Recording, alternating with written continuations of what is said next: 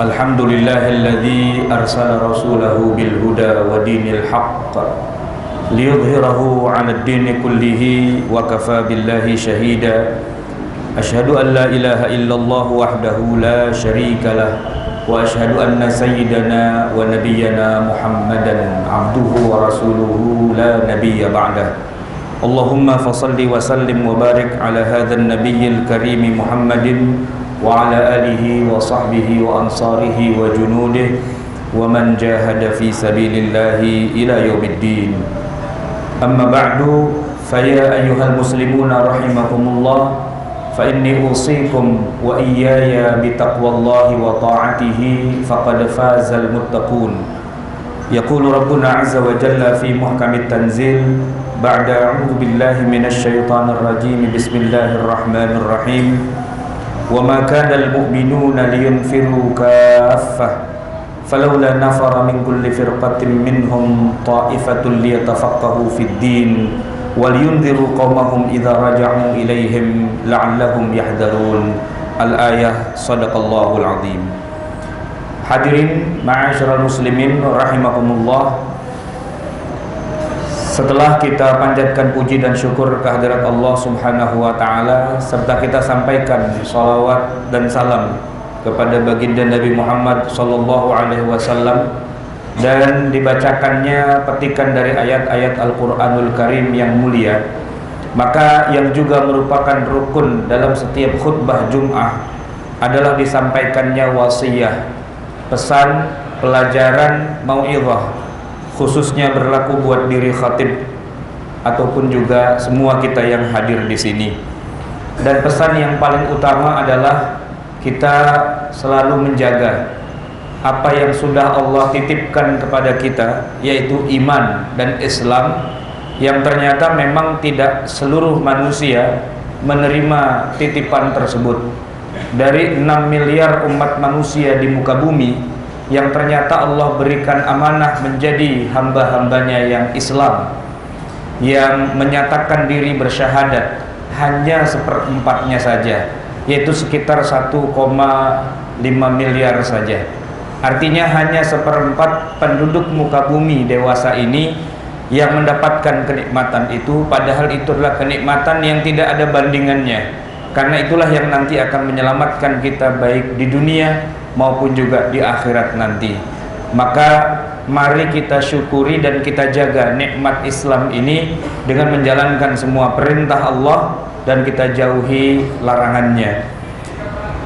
Pesan yang kedua, hadirin jamaah yang dimuliakan Allah, walaupun Rasulullah sallallahu alaihi wasallam telah menjamin bahwa semua umatnya yang mati dalam keadaan muslim pasti masuk surga, hanya saja beliau tidak menjamin bahwa kita nanti kalau sudah menghadap Allah langsung masuk surga.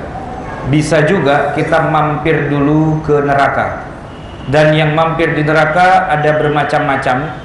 Ada yang barangkali cuma sehari 2 hari karena dosanya sedikit, tapi banyak juga yang bertahun, berbulan, dan bahkan juga ada yang serasa abadi karena lamanya sampai ratusan tahun bahkan ribuan tahun. Maka pesan yang kedua, mari kita meninggalkan dunia ini dalam keadaan tidak punya dosa apapun, sehingga nanti kalau dihisab di yaumil qiyamah kita tidak perlu lagi mampir ke neraka dan langsung masuk ke dalam surganya, dimatikan kita dalam keadaan husnul khatimah. Amin ya rabbal alamin. Hadirin ma'asyiral muslimin rahimakumullah, pesan yang ketiga, mari kita meninggalkan apa-apa yang sudah Allah haramkan, agar jangan sampai nanti hitungan di dalam amal-amal buruk kita itu masih terlalu banyak dibandingkan dengan amal baik kita. Dan pada saat itulah kita akan merasa hampir-hampir percuma kita jadi orang Islam, tetapi ternyata harus masuk neraka dulu. Dan oleh karena itulah maka pesan yang ketiga ini, mari kita tinggalkan semua yang haram, dan kalau bisa mari kita juga tinggalkan yang syubhat. Di dalam hadis yang sahih Rasulullah sallallahu alaihi wasallam bersabda, "Innal halala bayyinun wa innal harama bayyinun." Sesungguhnya yang halal itu sudah jelas dan yang haram juga sudah jelas. Hanya saja Rasulullah melanjutkan dengan kata-kata beliau yang mulia, wa bainahuma umurun mushtabihat. Di antara yang halal dengan yang haram itu ada masalah-masalah yang syubhat. La ya'rifuha katsirum minan nas. Tidak banyak orang yang tahu bagaimana kedudukan syubhat ini, tetapi kita diminta oleh Rasulullah untuk setidak-tidaknya berhati-hati. Jamaah yang dimuliakan Allah, kalau Rasulullah menyebutkan yang halal itu jelas, yang haram itu jelas, artinya apa? Artinya bahwa kita bisa dengan mudah membedakan mana yang halal dan mana yang haram. Tinggal satu, bagaimana kita mengetahui status sesuatu yang sifatnya syubhat, dan apa makna syubhat yang dimaksud di dalam hadis tersebut. Para ulama berbeda pendapat ketika menyebutkan makna dari kata syubhat.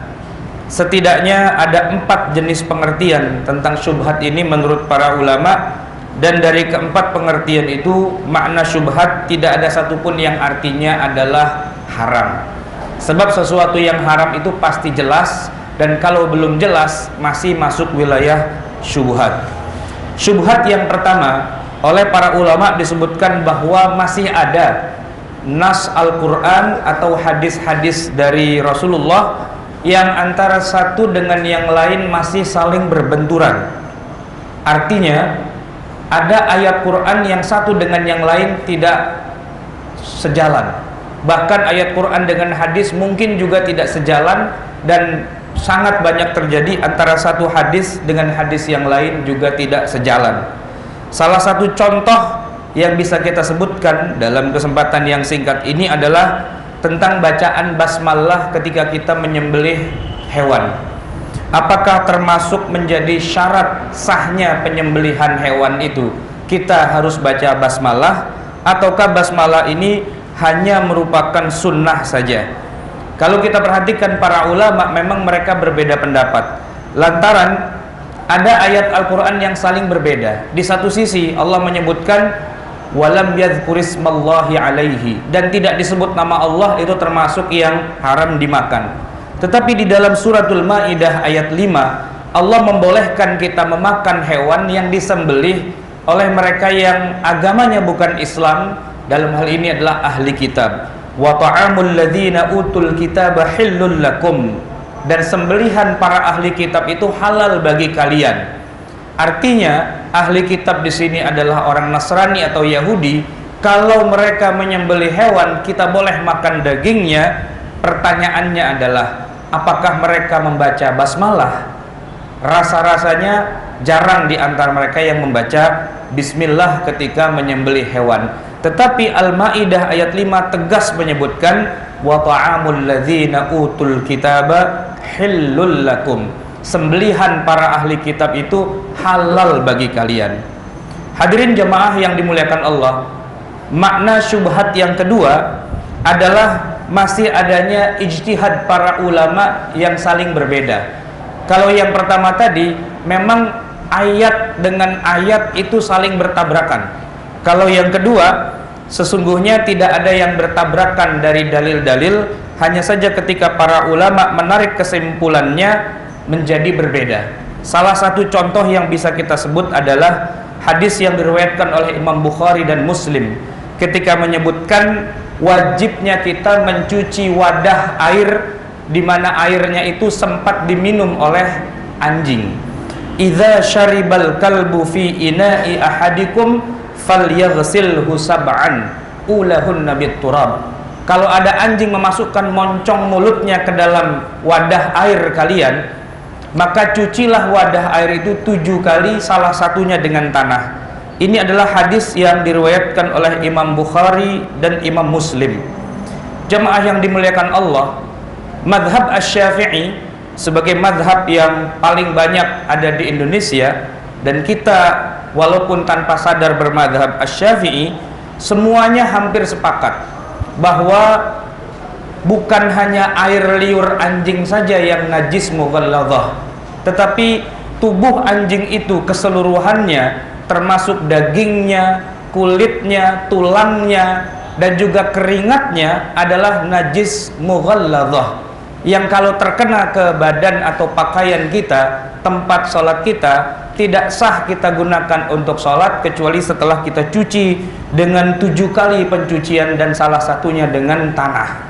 Namun jamaah yang dimuliakan Allah, mazhab yang lain memandangnya berbeda. Sebutlah misalnya mazhab Hanafi, mereka melihat secara zahir hadis tersebut. Karena Nabi hanya mengatakan moncongnya masuk ke dalam air, maka yang najis itu hanya air liurnya saja. Dagingnya, keringatnya, tulangnya itu tidak termasuk yang harus dicuci dengan 7 kali pencucian. Begitu juga mazhab Maliki yang mengatakan bahwa yang najis dari seekor anjing itu hanya air liurnya, sebagaimana bunyi nas hadisnya, idza walagal kalbu fi ina'i ahadikum falyaghsilhu sab'an. Tidak disebutkan apabila anjing nyebur seluruh tubuhnya masuk ke dalam itu, tapi hanya moncongnya saja yang masuk, maka itu berarti hanya air liurnya saja yang dikatakan sebagai najis. Jamaah yang dimuliakan Allah, yang ketiga, makna dari kata syubhat itu artinya adalah makruh untuk dikerjakan. Di awal Nabi sudah membahas tentang yang halal dan juga sudah membahas yang haram, dan di tengah-tengahnya beliau menyebutkan syubhat, dan sebagian ulama mengatakan dalam pendapat yang ketiga bahwa syubhat di sini maksudnya adalah makruh, yang pengertiannya adalah apabila kita kerjakan atau kita tabrak itu tidak berdosa, namun akan lebih baik kalau kita tinggalkan, sebab kalau kita meninggalkannya maka kita akan mendapatkan pahala. Dan para ulama usul dengan tegas membedakan antara makruh dengan haram.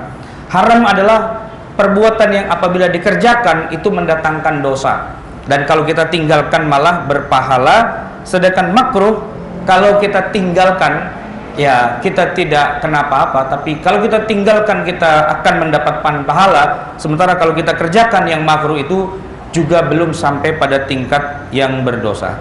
Hadirin jamaah sekalian yang dimuliakan Allah, itulah 3 pengertian dari syubhat. Yang pertama, masih ada perbedaan antara dalil dengan dalil yang lain yang perlu nanti harus diselesaikan. Yang kedua, masih ada beda penafsiran dari dalil yang satu. Dan yang ketiga, maksudnya adalah sesuatu yang sifatnya makruh. A'udzubillahi minasyaitonirrajim. Bismillahirrahmanirrahim. Wal 'asri innal insana lafi khusrin illal ladzina amanu wa 'amilus solihati wa tawasaw bil haqqi wa tawasaw bis sabr. Barakallahu li wa lakum fil Qur'anil azim wa nafa'ni wa iyyakum bima fihi minal ayati wa dzikril hakim wa taqabbala minni wa minkum tilawatahu innahu huwal ghafurur rahim.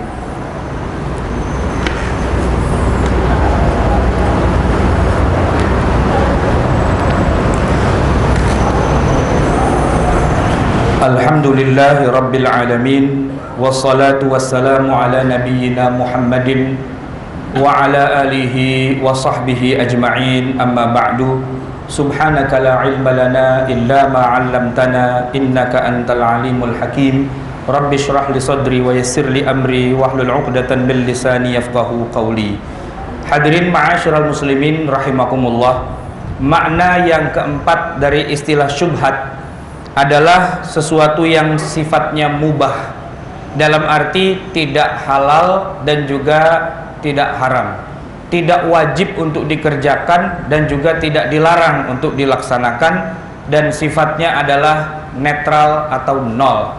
Dalam banyak kehidupan kita, banyak hal-hal yang sebenarnya tidak masuk dalam daftar kewajiban secara asli dari agama Islam, dan juga dia tidak masuk daftar larangan secara asli dari nas-nas dalam Al-Quran dan Sunnah.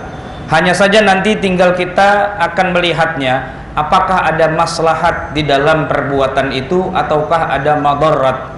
Syariat Islam tidak mengharuskan, syariat Islam juga tidak melarang, dia bersifat netral. Tinggal nanti kita menilai apakah perbuatan ini ada manfaatnya ataukah ada madaratnya. Dan selama tidak ada nas yang mengharamkan, maka al-aslu fil asya'i al-ibahah.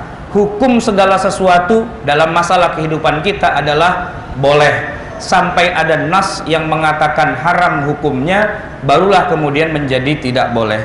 Ma'asyiral muslimin rahimakumullah, di dalam masalah makanan halal, makanan haram, banyak di antara kita umat Islam yang belum memahami kaidah yang satu ini, bahwa al-aslu fil asya'i al-ibahah. Hukum dasar semua makanan itu adalah boleh. Karena prinsip dasarnya adalah ketika Nabi Adam alaihissalam diutus oleh Allah untuk tinggal di muka bumi, maka perintahnya adalah makanlah semua yang ada di bumi, makanlah semua yang sudah Allah ciptakan, baik itu tumbuh-tumbuhan ataupun hewan ataupun apapun yang kamu dapat dari muka bumi ini, sampai datang larangan yang disebutkan dengan tegas untuk tidak boleh dimakan, barulah kemudian itu menjadi tidak boleh. Oleh karena itu jamaah yang dimuliakan Allah Subhanahu wa taala, Rasulullah sallallahu alaihi wasallam ketika dihidangkan kepadanya makanan yang asing, beliau tidak pernah melihat jenis makanan itu. Artinya beliau juga tidak tahu apa hukumnya. Karena beliau tidak kenal makanan itu, maka memang beliau tidak memakannya. Tetapi beliau membiarkan para sahabat, orang-orang yang memang kenal makanan itu, untuk memakannya. Disebutkan di dalam hadis bahwa hewan itu adalah dhab. Dhab ini di dalam kamus bahasa Arab yang modern digambarkan dengan seekor hewan yang melata, mirip seperti biawak tetapi bukan biawak, dhab. Dan bukan makanan yang biasa dimakan oleh Rasulullah dan orang-orang di Mekah ataupun di Madinah, tapi makanan dari bangsa yang lain.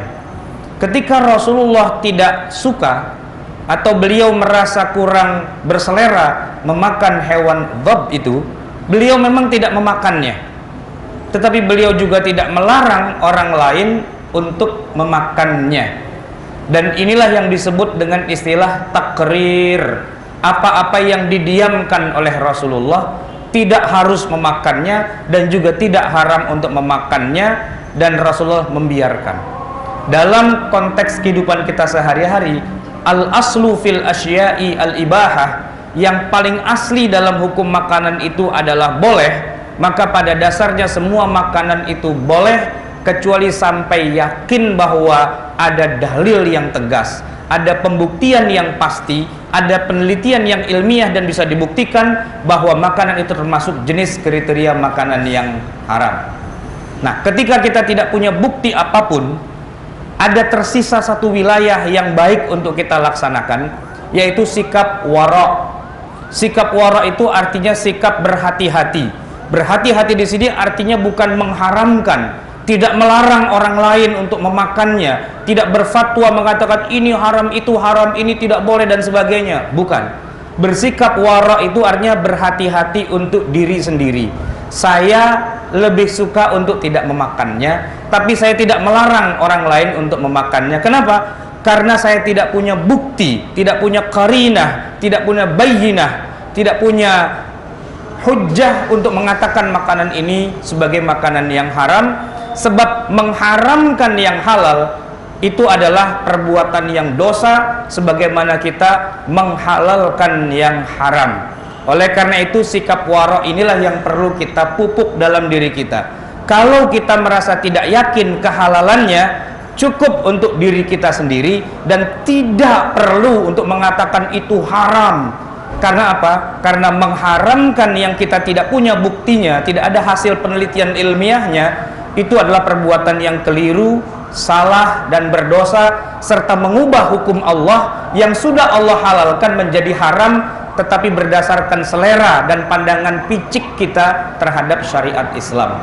Berhati-hatilah dalam mengharam-haramkan makanan tanpa dasar, tanpa dalil yang kuat, karena pada dasarnya Allah sudah menghalalkan makanan kita. Jamaah yang dimuliakan Allah, mari kita akhiri khutbah kita yang kedua ini dengan sama-sama kita beristighfar.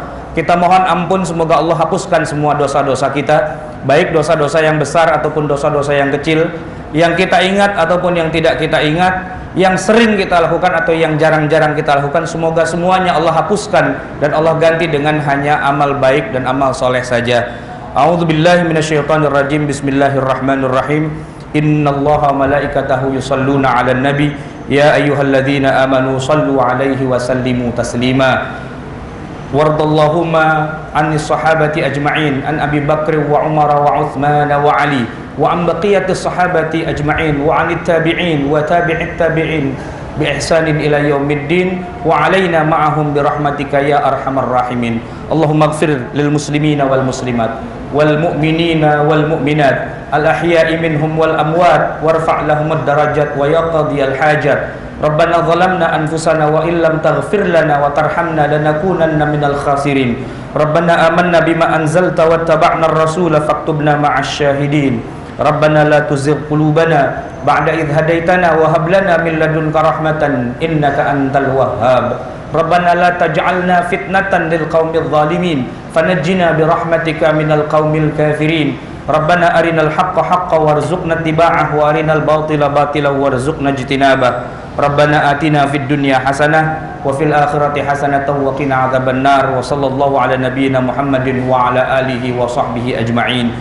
Ibadallah, innallaha ya'muru bil adli wal ihsan wa ita'idzil qurba wa yanha 'anil fahsya'i wal munkari wal baghi ya'idzukum la'allakum tadhakkarun. Fadhkurullahal 'azima yadhkurkum wa 'ala niyyamihi yastajib lakum wa la dzikrullahi akbar wallahu ya'lamu ma tasna'un. Aqimus shalah.